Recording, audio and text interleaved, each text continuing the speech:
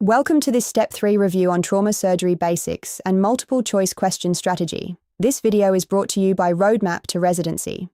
Trauma questions look intimidating, but they follow a small set of predictable rules.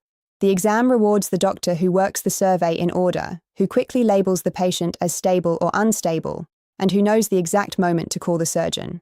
Our goal today is not to reteach all of trauma medicine. It is to show you how the question stems are built and how to attack them.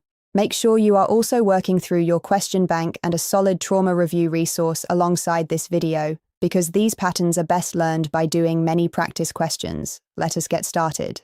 Here is what we are going to cover today. First, we will work through the primary and secondary survey and learn to answer in the order the exam expects. Second, we will look at the focused abdominal ultrasound examination and the clear signals that tell you when to involve the surgical team. Third, we will unpack the damage control surgery concept, which is the mindset that separates the right answer from the tempting trap in the sickest patients.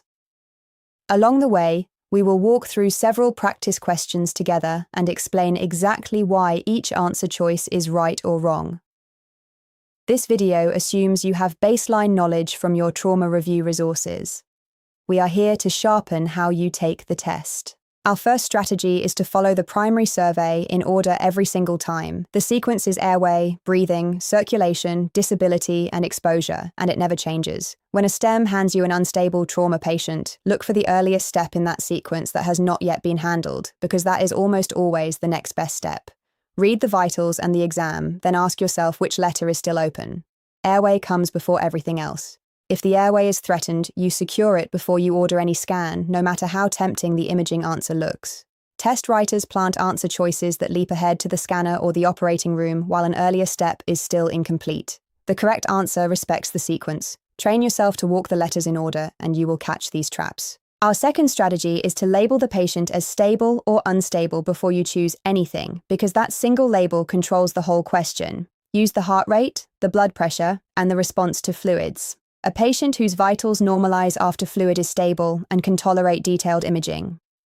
A patient who stays hypotensive despite adequate resuscitation is unstable and needs a completely different pathway.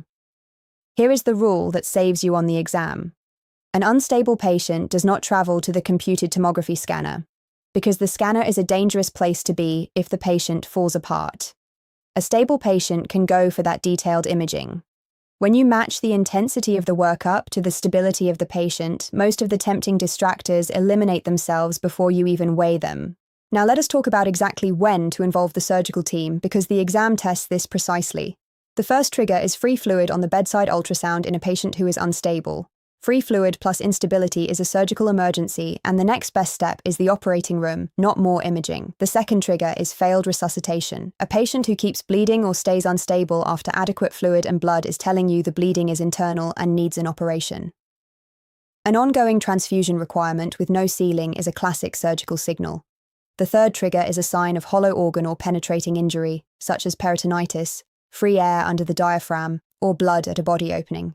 When these hard findings appear, resist the answer that simply observes and repeats imaging.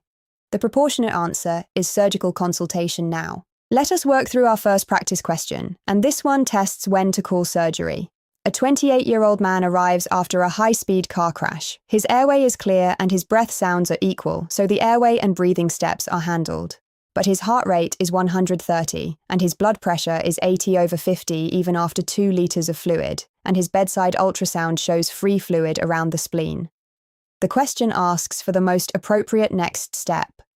Before you choose, label this patient as stable or unstable, and notice what the ultrasound is showing you.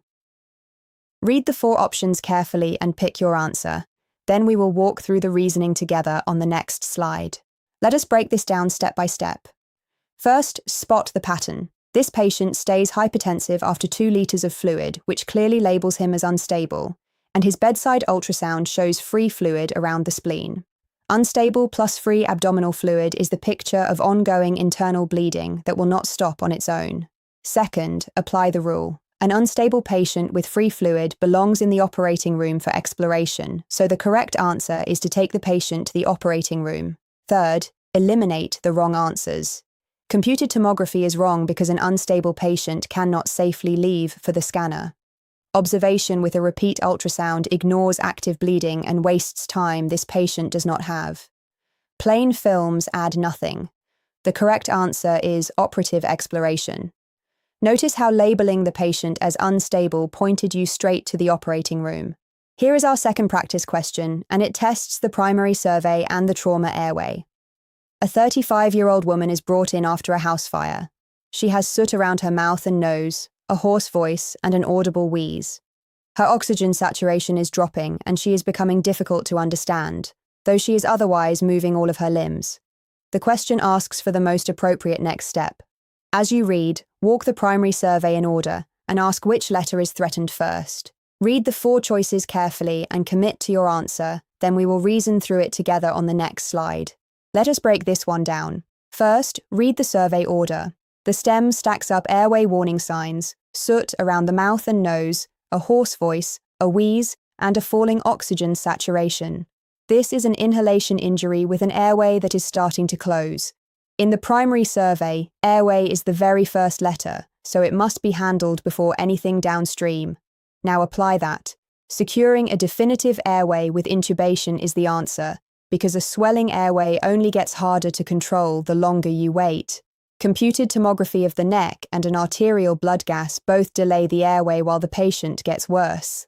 Nebulized bronchodilators alone do not protect an airway that is closing. The correct answer is to intubate now. When the airway is threatened, you never let a downstream test jump the line. Now let us cover the damage control surgery concept, which shows up on the sickest trauma patients. Damage control means the surgeon controls the bleeding and the contamination quickly, then deliberately stops the operation before the patient runs out of physiologic reserve. The definitive repair is delayed until the patient is warmer, less acidotic, and clotting normally again, usually after a period of resuscitation in the intensive care unit. The trigger you must recognize is the deadly triad: low body temperature, acidosis, and a failure to form clot. When a stem describes a cold, acidotic trauma patient who is oozing from everywhere, the right answer is the abbreviated damage control operation, followed by resuscitation, not a long definitive repair. The lesson is simple. Match the surgical strategy to the failing physiology, and do not let the answer that sounds more thorough talk you into a marathon operation the patient cannot survive. Here is our third practice question, and it tests the damage control concept directly. A 40-year-old man is already in the operating room after multiple gunshot wounds to the abdomen. His temperature is 34 degrees, he is severely acidotic, and the surgical field keeps oozing despite blood products. His injuries are only partly repaired. The question asks for the most appropriate next step.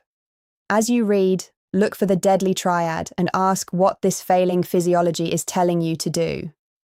Read the 4 options carefully and choose your answer, then we will walk through the reasoning together on the next slide. Let us reason through this one. First, name the failing physiology. This patient shows the full deadly triad. He is cold at 34 degrees, he is severely acidotic, and he simply will not clot. A patient this physiologically exhausted cannot survive a long definitive operation. That points you to the correct answer, which is to pack the abdomen, close temporarily, and continue resuscitation in the intensive care unit. Now the key distinction: continuing the full definitive repair right now is the trap, because it ignores the failing physiology and will likely kill the patient on the table. Intraoperative computed tomography makes no sense in an unstable open abdomen. Reversing anesthesia to transfer abandons active bleeding control. The correct answer is damage control with temporary closure.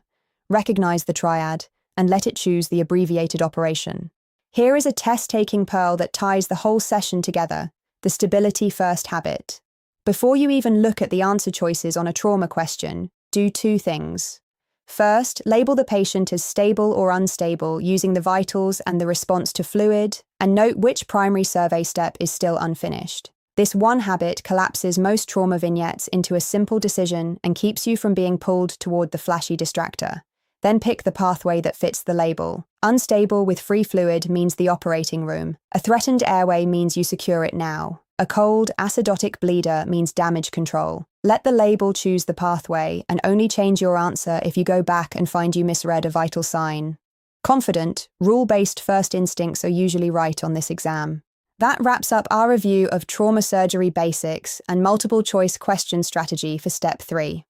Remember the core ideas we covered today. Work the primary survey in order and secure the airway before anything else.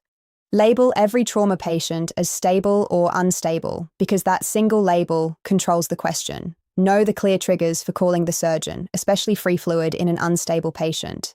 And recognize the deadly triad as your signal for damage control surgery rather than a long definitive repair. The best way to lock all of this in is to drill trauma questions in your question bank under timed conditions and read every explanation, even on the ones you got right. Visit roadmap-to-residency.com for expert tutors and residency advisors who can help you build a personalized study plan. If you found this video helpful, please like and subscribe so you do not miss our next board review session. Good luck on your exam, and we will see you in the next video.